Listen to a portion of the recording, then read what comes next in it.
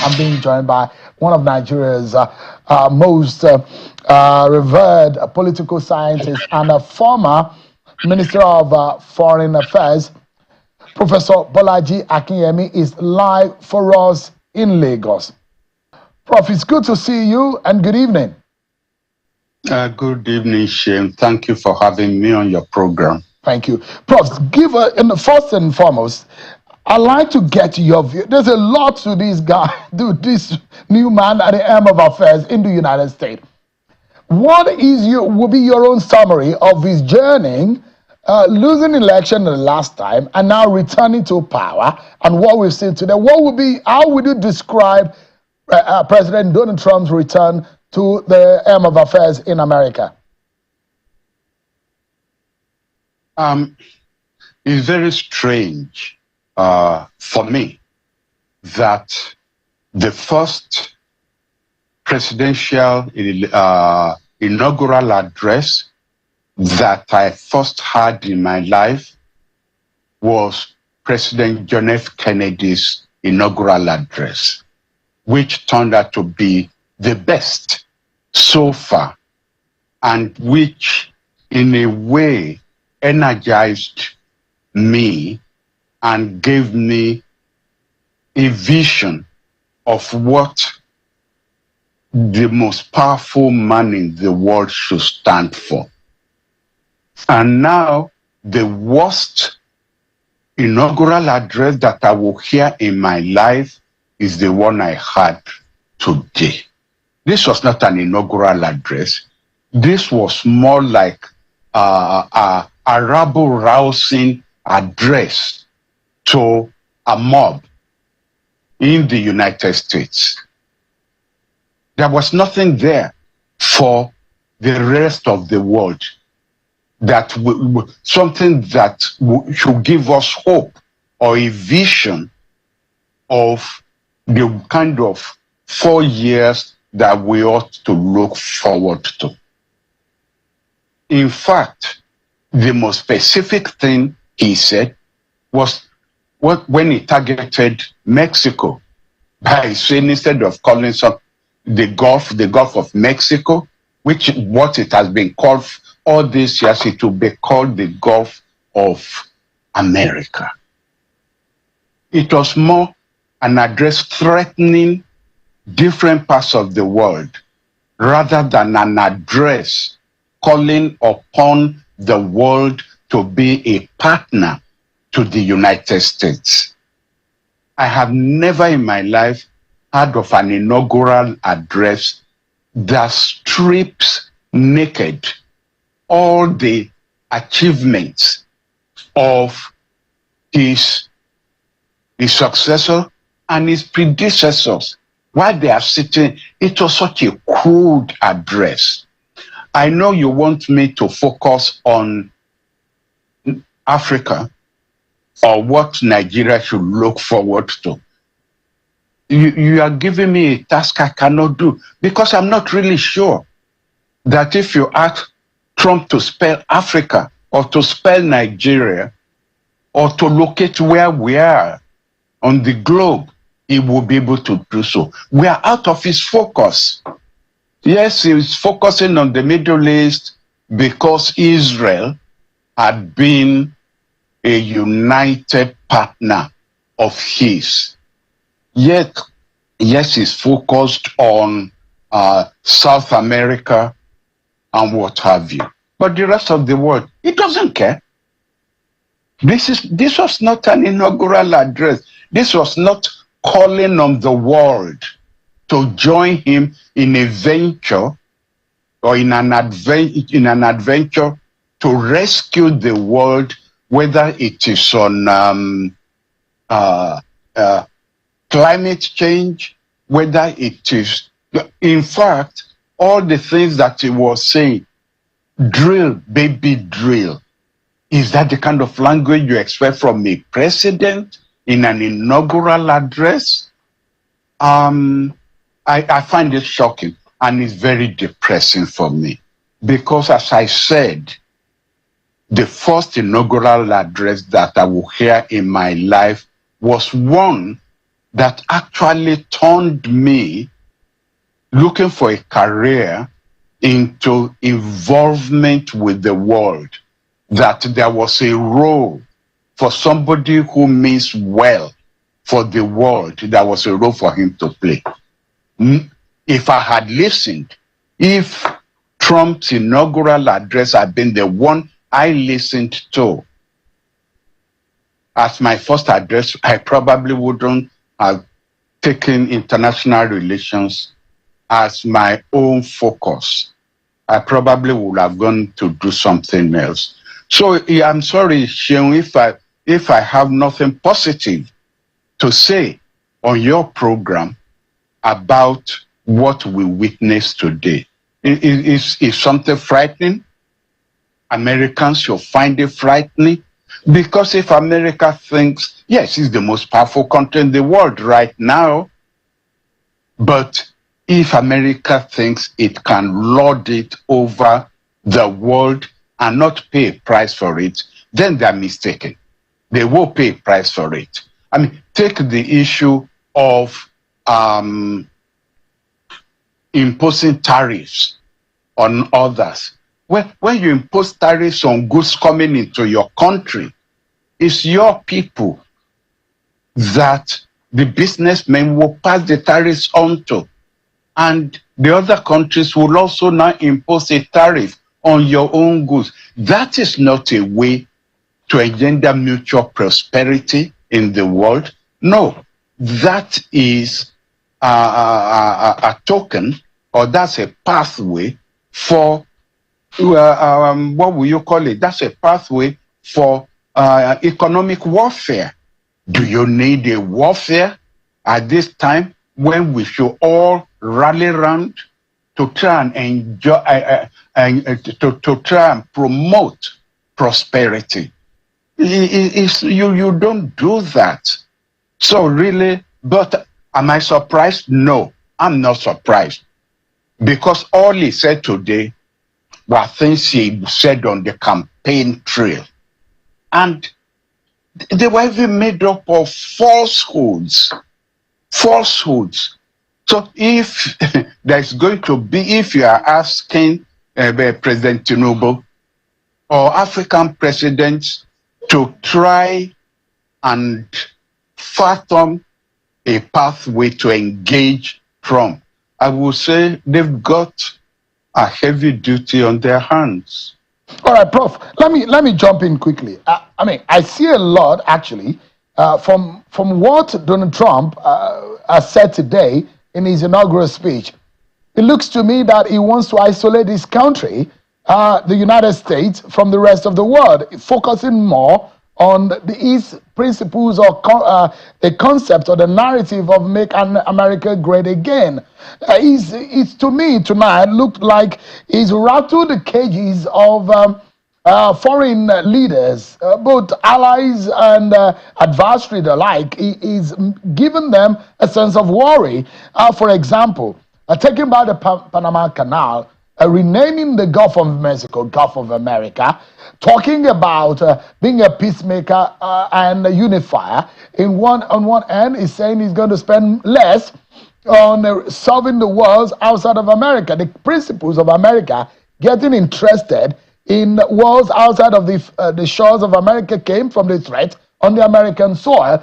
But what he has done today and focusing on the border issues and immigration issues shows that he wants to pay more attention on the concerns of the American people and trying to shove away whatever that concerns the rest of the world. But in all of this, considering the kind of interest Nigerians have in America and the kind of leadership America poses on the rest of the world, what do you think the leaders of the countries of the world should be doing right now? This is a warning to them, isn't it, Prof? Yes, you're quite right. He spoke as a warrior. He didn't speak as a world leader. That's why I said, yes, the United States may be the most powerful country in the world, because they have the most powerful army, the most powerful navy, and so on. But the United States also gets away with its, its engagement with the world by their president being a chief diplomat, not a chief warrior. People don't know that Obama deported more immigrants than Trump did in his first coming. But Obama will couch the policies in such a way as to make it acceptable to the world. They will not, they will smoothen all the rough edges. But what we had today is a signal to the rest of the world that you now have a warrior as president of the United States, somebody who's prepared to go to war. Because when you say that you want to make America great again, yes, America has been great. We all know that, but don't rub it in, because then China can say we want to make China great. Russia could say we want to make Russia great. People involved in the BRICS phenomenon will then say, look, we are right to embark on this BRICS project in order to protect ourselves from this jingoist. I expect every leader, every president in the world to protect the interest of his own country. But you are not going to come out and say, oh, I will make Britain great again. Britain used to have the largest empire in the world. But I do say, British Prime Minister, you don't have to be crude. You don't have to be uncouth about the way you promote your policies. You don't have to rub it in. Nobody is going to challenge the United States. So it's when you don't really have concrete policy that makes sense that you then start this jingoism, which is no leader in the world embarks on such an adventure and uses that kind of thing. So really, I don't expect anything positive for the universe on the global scene, maybe on the American scene, but he will soon learn that there are repercussions to policy, there are consequences to jingoistic politics, because other countries will feel, even if for pride's sake they have to oppose him, and you then end up spending your resources and your time fighting other countries rather than through cooperative diplomacy achieving the objectives that you actually want to achieve. It's all about, the way and manner in which you project your policy. The policies don't have to be different from that of Biden. But when you want to rub things into the face of people, then I'm afraid both for America and the world, we are in for a rough ride for 4 years. Prof, if you were President Bola Tinubu, how would you address or approach the relation with America? Is it cautiously or aggressively, or how would you advise this president in Nigeria to approach our relation, considering the temperament, the character, and the policy direction of Donald Trump? Well, if I were President Tinubu, I would try to steer clear of antagonizing him, because there is nothing a bully likes better than taking on people who are not strong enough to resist him. You know, there is that African proverb, if you are not strong enough to take on a bully and you take him on, you are just even going to suffer more for it. It's like because Muhammad Ali slaps me, I would then want to enter the ring to confront him. He will just take off my head. It's as simple as that. So if he gives me one slap, I will move several steps backward to make sure that the next punch from him doesn't land on me. And that's the advice I will give President Tinubu. Try and avoid having a confrontation with him, even if that means that he does things that annoy or does things that steps on the interests of Nigeria. There are ways in which you could address his own reaction without confrontation. I will not advise, take a lesson from the Chinese. The Chinese have this cultural attitude. They won't take you on frontally. It's a Chinese culture from the time of the ancient emperors. And I once asked a colleague of mine in China, why are you accepting this from the United States? He said, what's the point of confronting the United States? The future belongs to us, the Chinese. It is the Americans who will wear out their energy, their resources by embarking on adventures around the world. Let them do so. And that is the advice I will give. All right, Prof. Actually, to any. Yeah. So let's look at what the facts and the figures are saying. You look at Nigeria's biggest and the largest trade partner, and which is China. China is Nigeria's largest import partner, and our engagement or partnership with China amounts to about 23.18%. India being the second, United States being the third.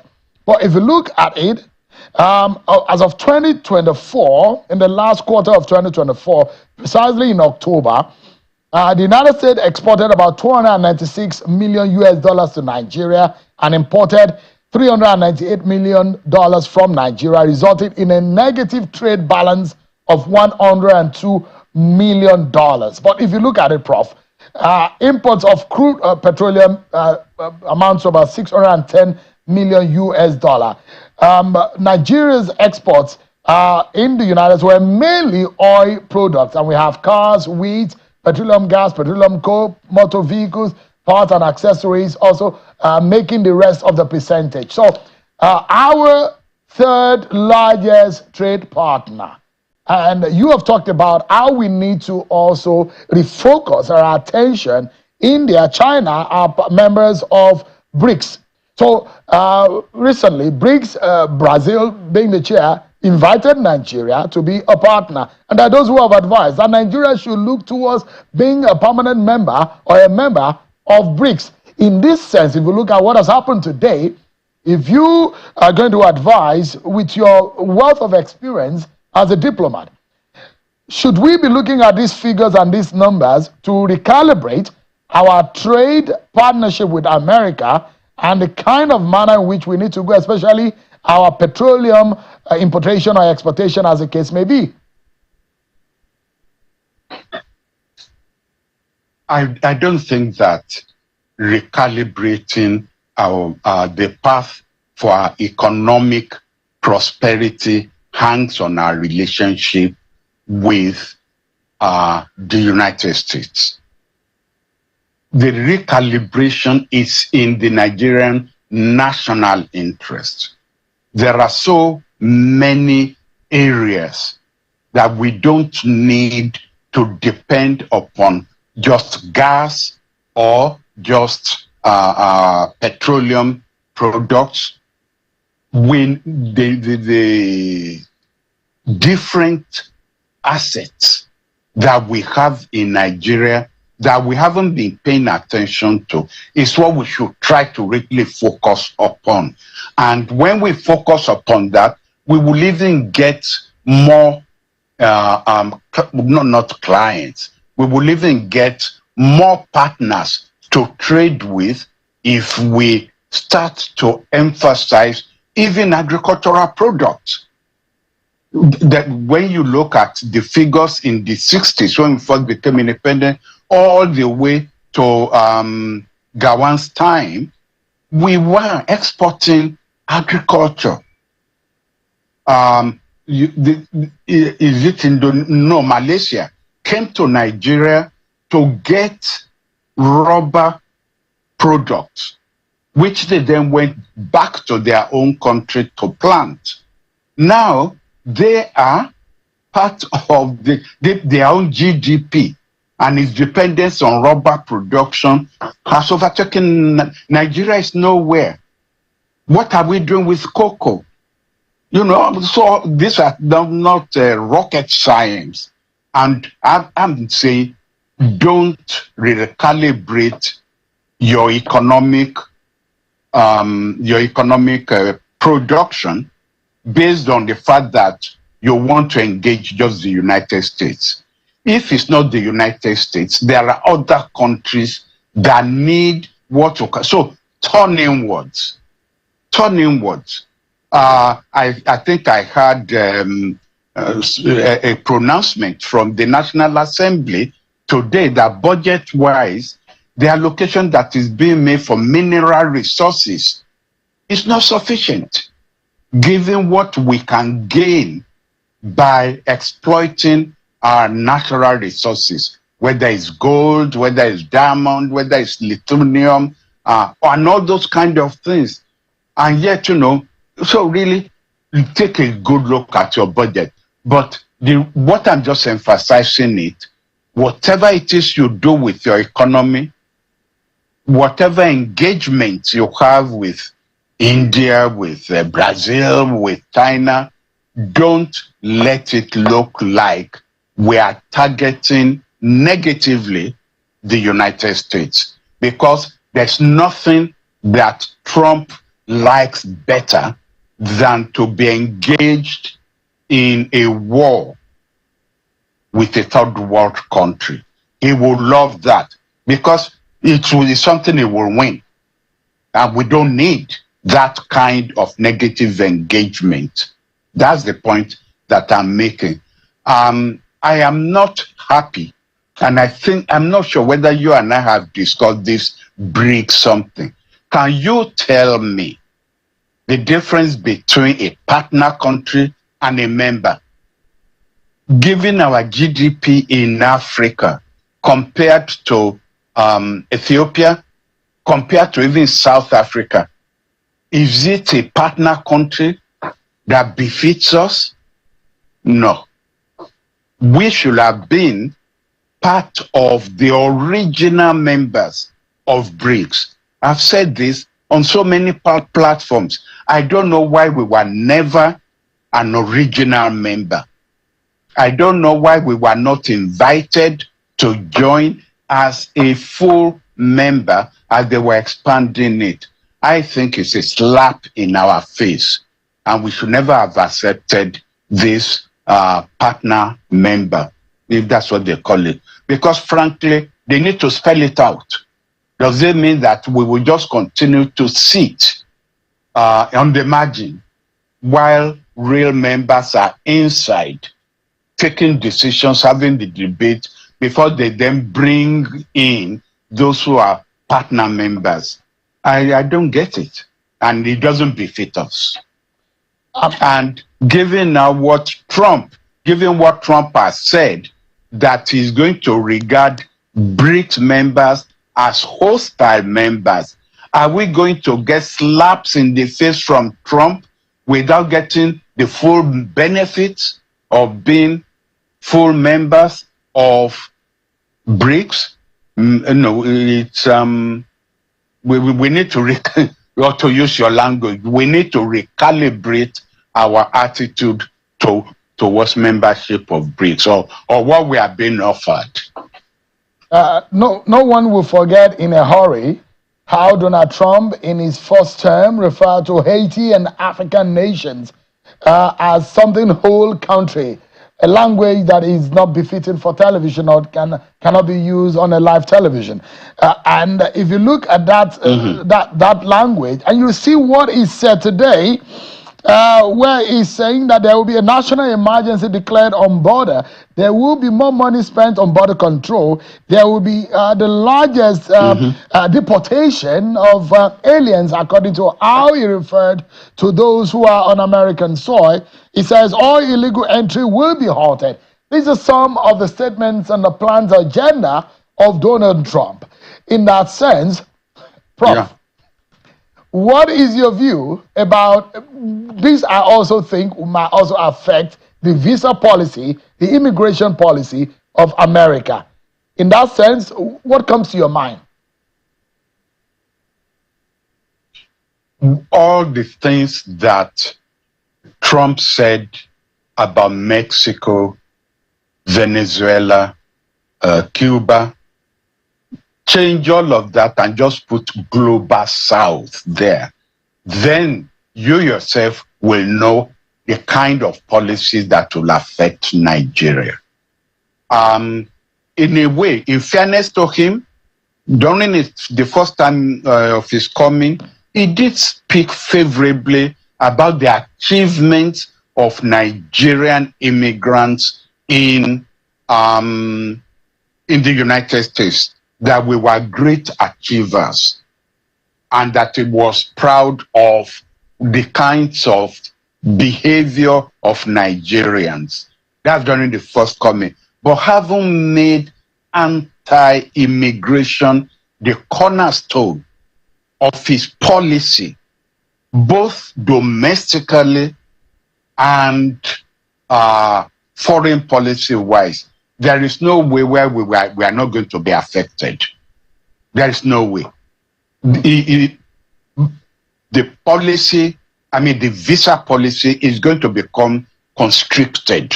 It's not going to make an exception that, okay, they are going to lead to block immigration into America, but Nigeria is going to be different. No, we are going to get the rough end of this anti-immigration policy. And Prof, I wasn't particularly pleased the way he referenced former President Muhammadu Buhari in America helping Nigeria to fight insurgency.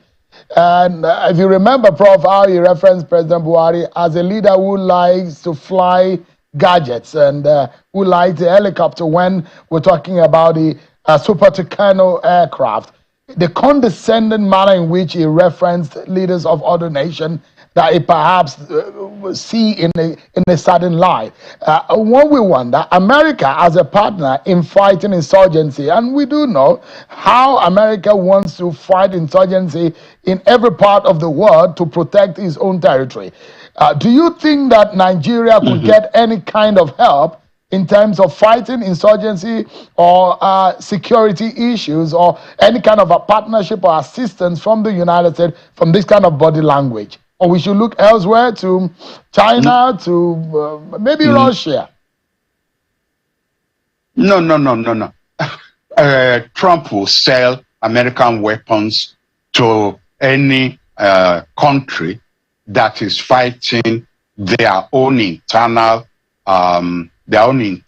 issues, as long as those weapons are not going to be used against the United States, used against allies of the United States.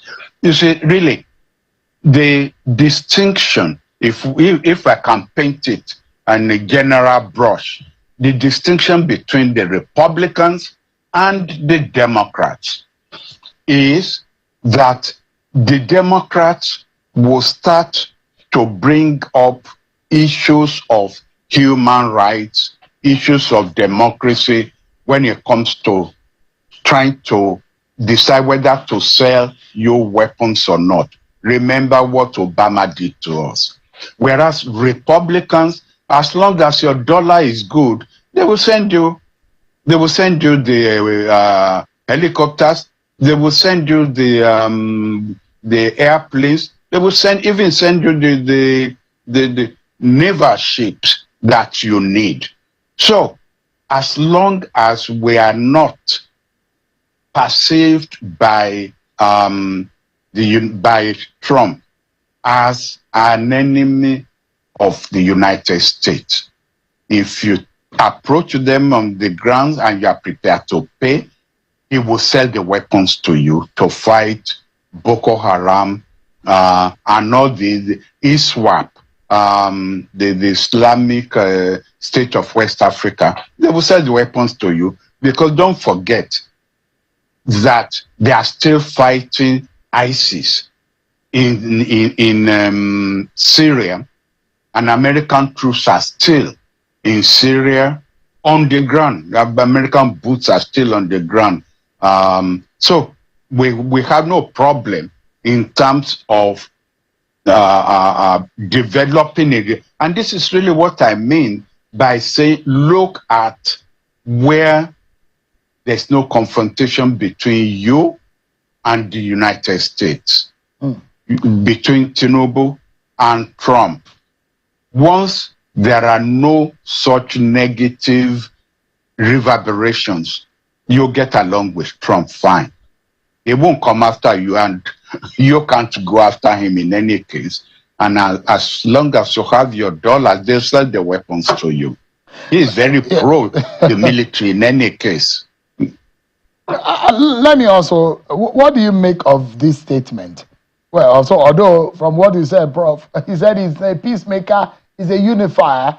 It means that he may not be the one to take the war or the battle or assist or aid anyone in fighting any war. It looked to me from his statement that he wants to spend more money in protecting the American people on the American soil. But Prof, quickly, what do you make of what he said about issues of gender? And you know, America has been a leading voice in the issues of polarized gender issues, issues of fluidity, of identity, transgender issue, homosexuality, and all of that. He says there will only be two genders in America, male and females.